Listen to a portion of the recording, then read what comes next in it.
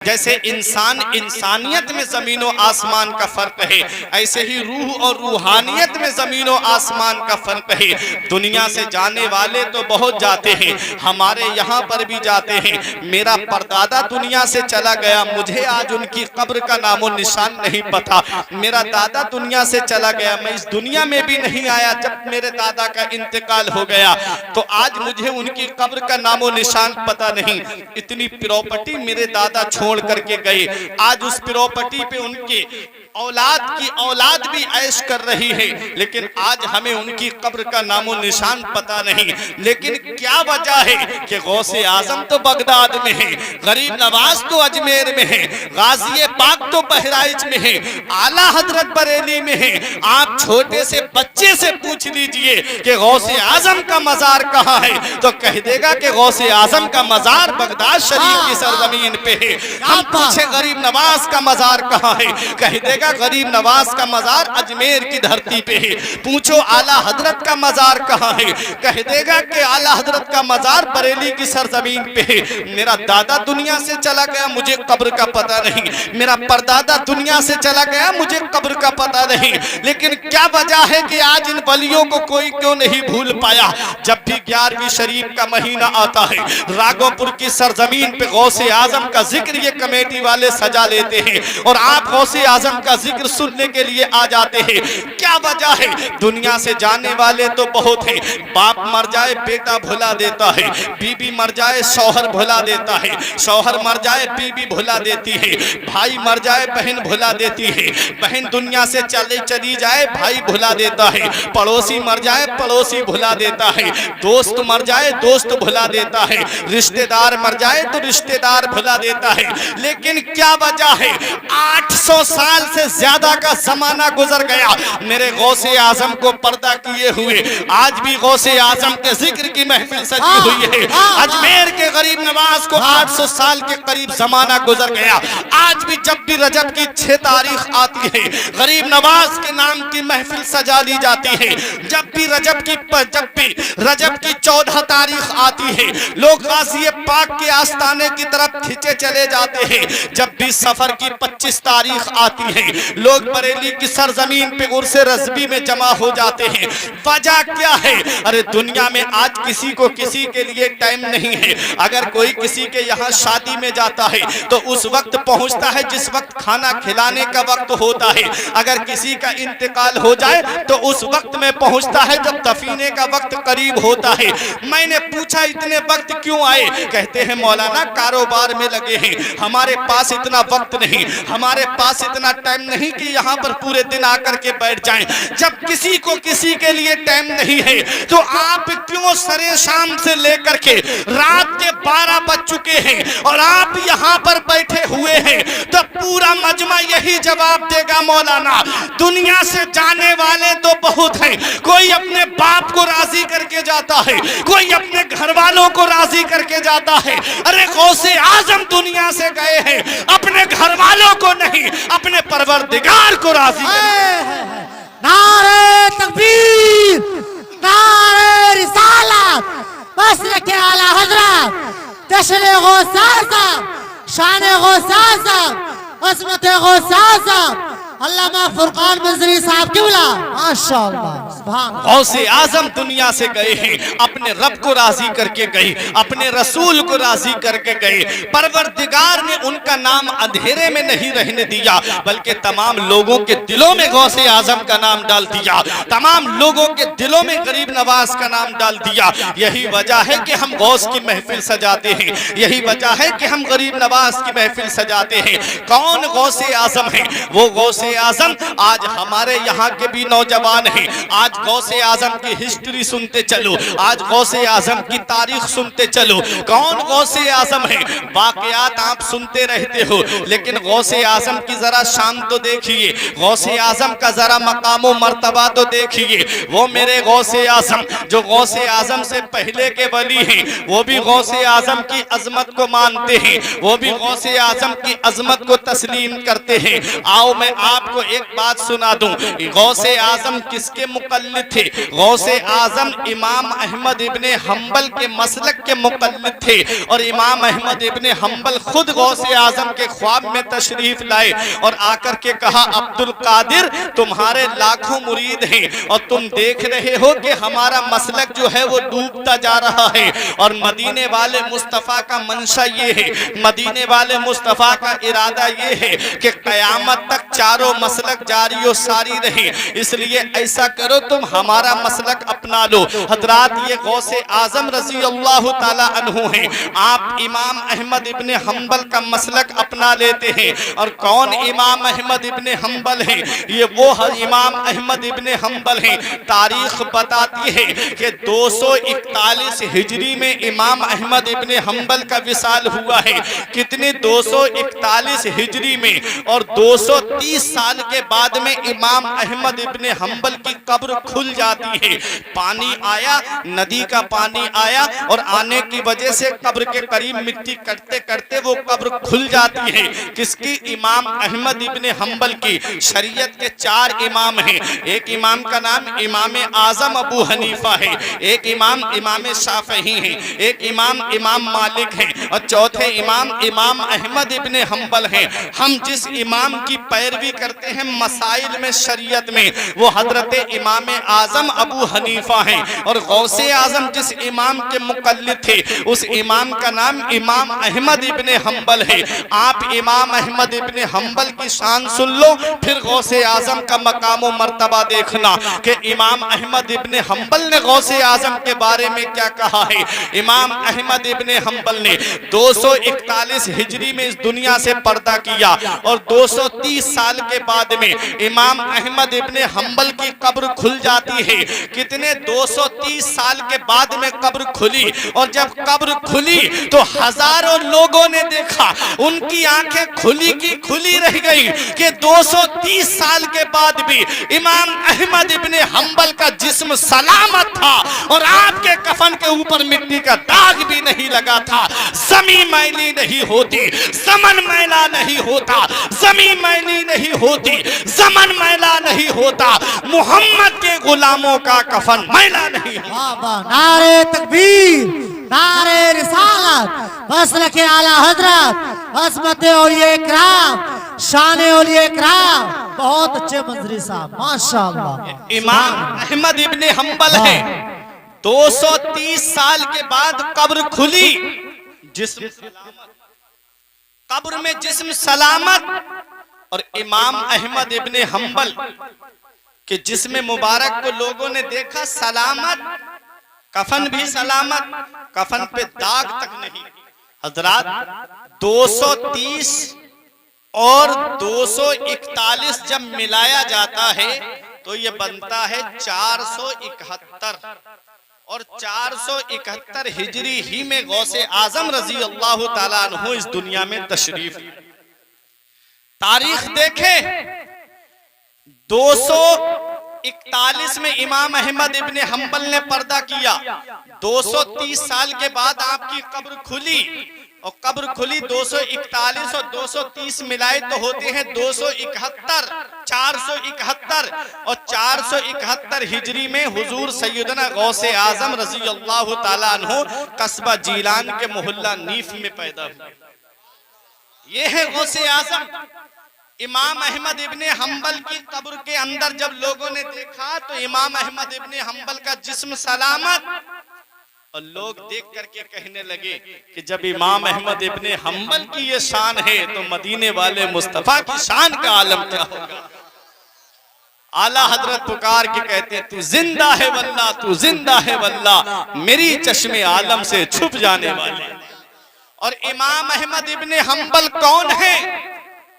आज कितनी आवाजें उठती हैं।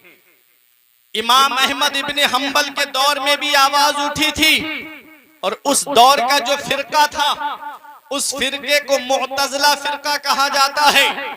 और उस फिरके ने यह कहा था कि कुरान मखलूक है, जैसे इंसान मखलूक है, जैसे इंसान मखलूक है ऐसे ही कुरान भी मखलूक है। मखलूक बमाना पैदा किया हुआ। और कुल्लो मखलूकिन हादिस, और हर मखलूक, हर पैदा की हुई चीज मिटने वाली है। उन्होंने इस वक्त ये आवाज उठाई थी उस फिरके ने कि कुरान हादिस है, कुरान मिटने वाला है। तो उस वक्त इमाम अहमद इब्ने हंबल खड़े हुए थे और आवाज लगाई थी, लोगों कुरान अल्लाह का कलाम है, गैर मखलूक है। कुरान अल्लाह का कलाम है, मिटने वाला नहीं है। हजरात गिरामी, उस वक्त जो उस फिरके की पुष्ट पनाही कर रही थी, उस वक्त वहां की हुकूमत कर रही थी। जैसे आज नबी की जात पे हमला हो रहा है, और जैसे आज मेरे नबी की नामूस पे हमला हो रहा है, जैसे आज मेरे नबी की शान में गुस्ताखियां की जा रही हैं और हुकूमत उनकी पुष्ट पनाही कर रही है, हुकूमत उनको सपोर्ट दे रही है, ऐसे ही उस वक्त में भी हुकूमत सपोर्ट दे रही थी। और वो फिरका बहुत तेजी के साथ ये बातें जहन में डाल रहा था।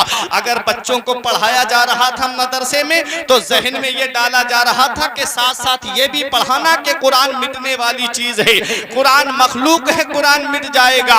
उस वक्त अल्लाह तबारक व तआला ने इमाम अहमद इब्ने हंबल को पैदा किया, और इमाम अहमद इब्ने हंबल ने उस फिरके का ऐसा जवाब दिया कि इमाम अहमद इब्ने हंबल ने कहा, ए लोगों सुनो, कुरान अल्लाह का कलाम है, गैर मखलूक है, मिटने वाला नहीं है। इमाम अहमद इब्ने हंबल को गिरफ्तार कर लिया जाता है और जेल के अंदर डाल दिया जाता है, हाथों में हथकड़ी और पांव में बेड़ी डाल करके। इमाम अहमद इब्ने हंबल की शान सुनो, दरवाजे पे नौकर लगा दिए, चौकीदार लगा दिए, सिपाही लगा दिए कि इमाम अहमद इब्ने हंबल जेल से बाहर न जाने पाए। लेकिन उनको क्या पता, फानूस बन के जिसकी हिफाजत हवा करे, वो शम्मा क्या बुझे जिसे रोशन खुदा करे। नूर हक इस्लाम है, उसको बुझा सकता है कौन, जिसका हामी हो खुदा उसको मिटा सकता है कौन। इमाम अहमद इब्ने हंबल को जब जेल के अंदर डाला गया तो तारीख बताती है, इमाम अहमद इब्ने हंबल जब चाहते जेल से बाहर निकल आते और बगदाद के चौराहे पे मिंबर बिछा करके लोगों को तकरीर सुनाया करते थे। ए लोगों सुनो, कुरान अल्लाह का कलाम है, गैर मखलूक है, ये मिटने वाला नहीं है। बादशाह पूछता सिपाहियों से, अरे तुम किसकी रखवाली कर रहे हो? कहा इमाम अहमद इब्ने हंबल की। जब जेल के अंदर देखा जाता तो वहां भी इमाम अहमद इब्ने हंबल बैठे हुए नजर आते और बगदाद के चौराहे पे लोगों को कुरान के बारे में समझाते हुए भी इमाम अहमद इब्ने हंबल नजर आते। ये अल्लाह वालों की शान है, ये अल्लाह वालों का मकाम है। जैसे अल्लाह रूहानियत अता फरमाता है उसकी शान अलग होती है, जैसे अल्लाह रूहानियत देता है उसका मकाम और मर्तबा अलग होता है। सुनो, यही इमाम अहमद इब्ने हंबल है। इमाम अहमद इब्ने हंबल को बाजार में लाया गया, आपने हक की तरफ से आवाज बुलंद की थी, आपने कहा था कुरान अल्लाह का कलाम है, मिटने वाला नहीं है।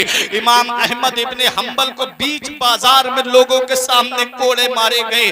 पहला कोड़ा मारा, कुर्ता उतार दिया जिस्म से, सिर्फ पैजामा पहने हुए थे इमाम अहमद इब्ने हंबल। और आपके जब एक कोड़ा पड़ा तो आपने पढ़ा बिस्मिल्लाहिर्रहमानिर्रहीम। दूसरा कोड़ा पड़ा, आपने कलमा शरीफ पढ़ा। तीसरे कोड़े पे आपने कहा हमें कोई मुसीबत नहीं पहुंचती अल्लाह की तरफ से, वो हमारे हाथों की करतूत होती है। जब चौथा कोड़ा पड़ा तो आपने कहा कुरान अल्लाह का कलाम है, गैर मखलूक है। हर कोड़े पे आप कहते थे कुरान अल्लाह का कलाम है, गैर मखलूक है। 32 या 27 कोड़े इमाम अहमद इब्ने हंबल के जिस्म पर मारे गए। और जब आखिरी कोड़ा जिस्म पे मारा जा रहा था तो वो आपके पैजामे के कमरबंद पे लग गया, जिसकी वजह से कमरबंद टूट गया और करीब था कि आपका पैजामा नीचे आ जाता। इमाम अहमद इब्ने हंबल का पावर देखो। इमाम अहमद इब्ने हंबल हाथ दुआ के लिए उठाते हैं, मौला मैंने तेरे बंदों को कयामत में रुसवा होने से बचाया है, ए मेरे मौला मुझे लोगों के सामने रुसवाई से बचा ले, मौला मेरा पैजामा नीचे उतरने न पाए। इमाम अहमद इब्ने हंबल ने दुआ की। तारीख बताती है कि इमाम अहमद इब्ने हंबल का पैजामा ऊपर की जानिब बढ़ने लगा और ऐसे ऐसे कमर से चिपक गया जैसे आज फेविकोल से कोई चीज चिपका दी जाती है।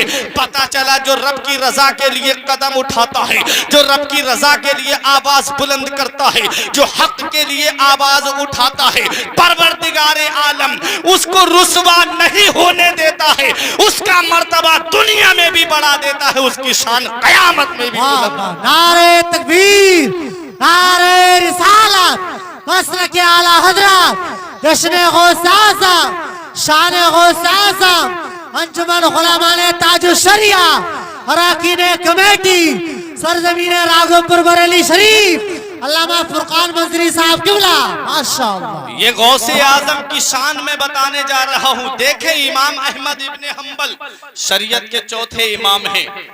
आपका पैजामा कमर से ऐसे चिपक गया जैसे आज कोई चीज फेविकोल से जोड़ दी जाती है।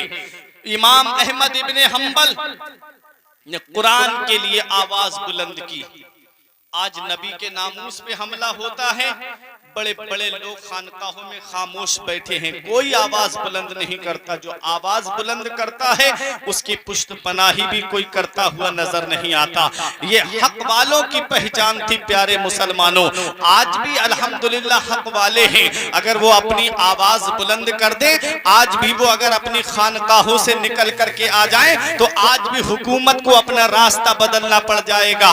प्यारे मुसलमानों, मैं अर्ज ये कर रहा था इमाम अहमद इब्ने हम्बल। अब गौसे आजम की शान सुनो। इमाम अहमद इब्ने हम्बल रजी अल्लाह ताला अन्हु 241 हिजरी में पर्दा करते हैं और 471 हिजरी में गौसे आजम इस दुनिया में तशरीफ लाते हैं। अब गौसे आजम का मकाम सुनो। गौसे आजम के मुरीद और खलीफा हैं हजरत शेख अली बिन हेती। वो कहते हैं कि गौसे आजम ने एक दिन हमसे कहा, चलो बगदाद के कब्रिस्तान में हाजिरी देने चलते हैं। ये कब्रों पे हाजिरी देना ये आला हजरत का तरीका नहीं है, बल्कि ये तरीका तो मदीने वाले मुस्तफा का है। मेरे आका शुहदाए उहुद के मजार पे हाजिरी देने के लिए गए थे। गौसे आजम कहते हैं चलो बगदाद के कब्रिस्तान में हाजिरी देने चलते हैं कब्रों पर। जब आप इमाम अहमद इब्ने हम्बल की कब्र पे पहुंचे, इमाम अहमद इब्ने हम्बल की कब्र पे आपने सलाम किया और सलाम करने के बाद कुछ देर वजीफा पढ़ते रहे। उसके बाद इमाम गौसे आजम रजी अल्लाह ताला अन्हु के लिए इमाम अहमद इब्ने हम्बल अपनी कब्र से बाहर निकल के आए। कहो सुभान अल्लाह। गौसे आजम के लिए अपनी कब्र से बाहर निकल के आए, गौसे आजम को सीने से लगाया और उसके बाद कहते हैं, या अब्दुल कादिर जीलानी इन्नी अफ्तकिरु फी इल्मी शरीयत व तरीक़त वल हाल। मेरे गौसे आजम से कहते हैं, हे अब्दुल कादिर जीलानी, इल्मे शरीयत में, इल्मे तरीक़त में और इल्मे हाल में मेरे जैसा इमाम भी तुम्हारा मोहताज नजर आता है। ये गौसे आजम की शान है। मेरा इमाम पुकार के कहता है, शुक्र के जोश में जो है वो तुझे क्या जाने। ऐ मेरे गौसे आजम, शुक्र के जोश में जो है वो तुझे क्या जाने। खिज़र के होश से पूछे कोई रुतबा तेरा और बड़ा फाना लगा। जिक्र का है साया तुझ पर, जिक्र ऊंचा है तेरा, बोल है बाला तेरा। नारे तकबीर, नारे रिसालत, मसलक आला हजरत शायर इस्लाम ज़ीशान कादरी साहब किबला, शायर इस्लाम ज़ीशान कादरी साहब किबला। नारे तकबीर, नारे रिसालत, मसलक आला हजरत जश्न गौसे आज़म। माशाअल्लाह। रात तो गौसे आजम की शान देखें। शायर ज़ीशान कादरी साहब किबला तशरीफ ला चुके हैं। मेरे बाद इन्हीं को समाप्त करना है, बहुत अच्छी आवाज है। अब सुने गौसे आजम का मकाम, गौसे आजम की अजमत व शान। इतना बड़ा इमाम कहता है, ऐ गौसे आजम, इल्मे शरीयत और तरीक़त और हाल में मेरे जैसा इमाम भी तुम्हारा मोहताज है। इतनी बड़ी शान है मेरे गौसे आजम की। अब और आगे बढ़ो। गौसे पाक रजी अल्लाह ताला अन्हु के दौर के एक बहुत बड़े बुजुर्ग हैं जिनका नाम है शेख मोहम्मद मगरिबी। गौसे आजम को शेख मोहम्मद मशरिकी कहा जाता था क्योंकि मशरिक के सबसे बड़े शेख मेरे गौसे आजम थे और वो शेख मोहम्मद मगरिबी थे। वो कहते हैं वो अपने मुरीदों के दरमियान बैठे हुए थे, अचानक से आलम वजद में आए और अचानक से बोलते हैं, हैं हाँ हाँ मैंने आपका कदम अपनी गर्दन पे लिया, हाँ हाँ मैंने आपका कदम अपनी गर्दन पे लिया। 3 मर्तबा कहा। मुरीदीन ने घेर लिया, हुजूर कोई आवाज देने वाला नहीं, आपने ये बात कैसे कही हाँ हाँ मैंने आपका कदम अपनी गर्दन पे लिया? तो वो कहते हैं कि जब मैं आलम इस्तिगराक में था, जब मैं आलम वजद में था, तो मैंने देखा कि गौसे आजम ने ये ऐलान किया है मेरा ये कदम हर अल्लाह के वली की गर्दन पे है। मैंने अपनी गर्दन को झुका दिया और तुम सबको मैंने गवाह बना दिया ताकि तुम सब गवाह हो जाओ मैं उनके कदम को अपनी गर्दन पे ले रहा हूं। वो कहते हैं कि जब मैंने उनके कदम के लिए अपनी गर्दन को झुकाया तो मेरी नजरों ने क्या देखा कि मदीने वाले मुस्तफा जन्नत के दरवाजे पे खड़े हैं और फरिश्तों से कह रहे हैं फला वली ने मेरे बेटे के लाडले के लिए गर्दन को झुकाया है, ये जन्नती जोड़ा उसे पहना दो। फला वली ने मेरे लाडले के लिए अपनी गर्दन को झुकाया है, ये जन्नती जुब्बा उस वली को पहना दो। प्यारे मुसलमानों, नबी लाडला कह के पुकार रहे हैं, मेरा इमाम पुकार के कहता है तेरी सरकार में लाता है रजा उसको शफी, तेरी सरकार में लाता है रजा उसको शफी, जो मेरा गौस है और लाडला बेटा तेरा। गौसे आजम है हज़रात, गौसे आजम रज़ी अल्लाह ताला अन्हु के लिए जिस वली ने गर्दन को झुकाया नबी ने उसे जन्नती जुब्बा अता फरमाया। आला हजरत फरमाते हैं जिसकी मिंबर बनी गर्दने औलिया उस कदम की करामत पे लाखों सलाम। ये गौसे आजम के दौर के वो बुजुर्ग हैं जो बड़ी शान वाले हैं, बड़े मकामों